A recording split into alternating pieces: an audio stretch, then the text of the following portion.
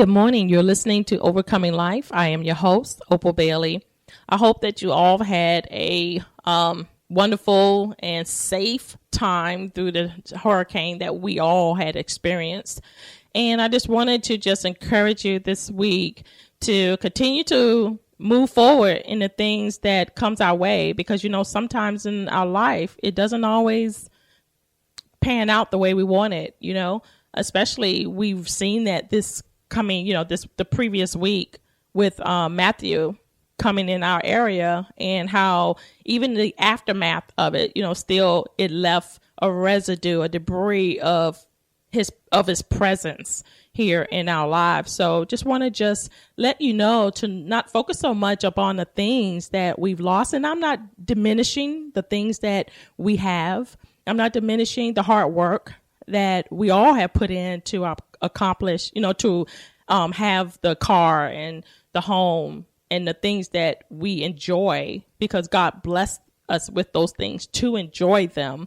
But he don't want them to take over us so that we can be controlled by them to where we feel like that's all that we have.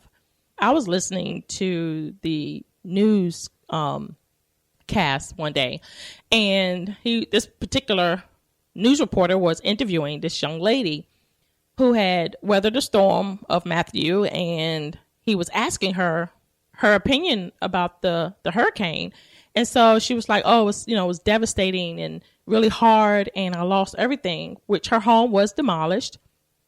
And she said, but my life is over. And so he said, well, being that your life is over, what are you going to do about it? She said, I just have to just move on. And so later on that same evening, a different reporter was interviewing a young man, and he was talking about how his business, the roof just came off his business, and it just tore all of his equipment up. And he was talking about, how devastating it was, and that he lost everything. A lot of money was put into his business and everything. And so this news reporter had asked him, well, since you lost everything, what are you going to do about it? And so he said, I just have to rebuild. And when he mentioned rebuild, that just hit me, because you know what?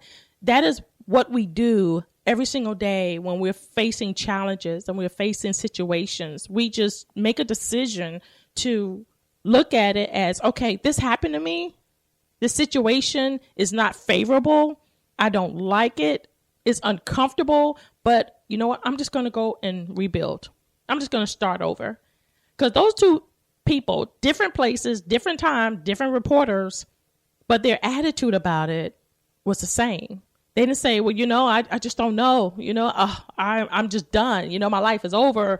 I might as well just, go in a rock and just die. They didn't say that. Both of them said the same thing. And it just letting you know that is our attitude in situations that can really cause us to overcome any adversity that we face. And another example I want to give you as far as our attitude is the fact that a lot of us called on each other during this time to either give a word of encouragement, to pray for their families, to pray for them, the things that they felt that it was going to be destroyed, whether it's their home or their car or whatever the case may be. We all came together.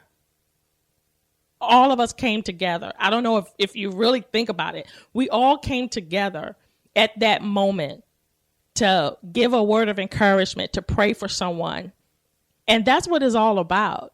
When you go into situations and you have to overcome things, you don't have to do things by yourself.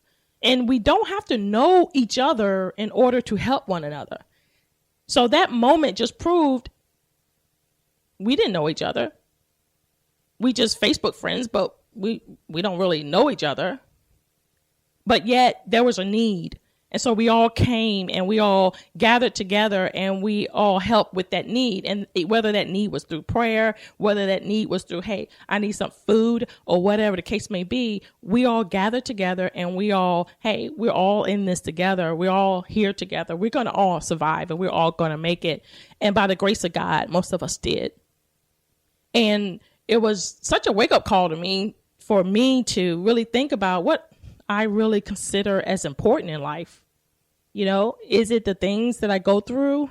Even though they are there to build you up and they are there to shape you in your character and your perseverance and most of all in your faith, because it does kind of shake you to kind of wonder, okay, where's my faith level at? Is it in the car and the house and the land, or is it in God who owns it all, and knowing that, hey, he's going to look after me. And if that does go away, you know what, at least I have him and I can rebuild again. And being an attitude adjuster is good to have that every single day that we face, every moment that we face, because it's not always going to be favorable.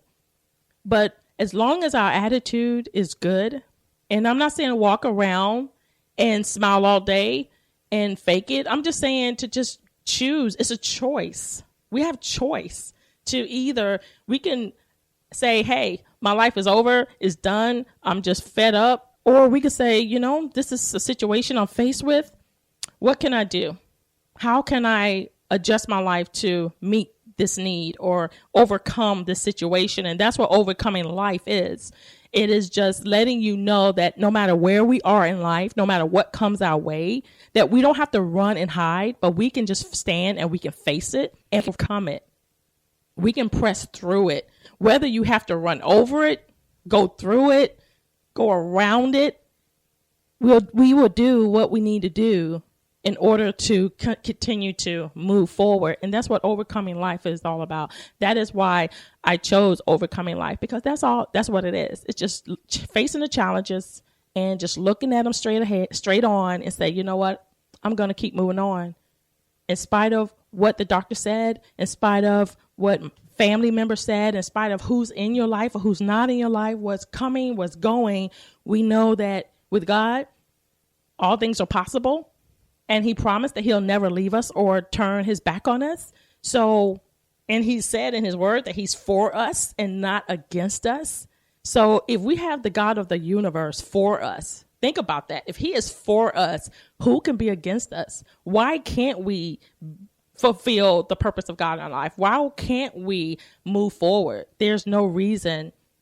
There's no excuse. There is just our choice to either believe and move forward and press on, or we just continue to allow our circumstances and situations to dictate to us how we should live our lives.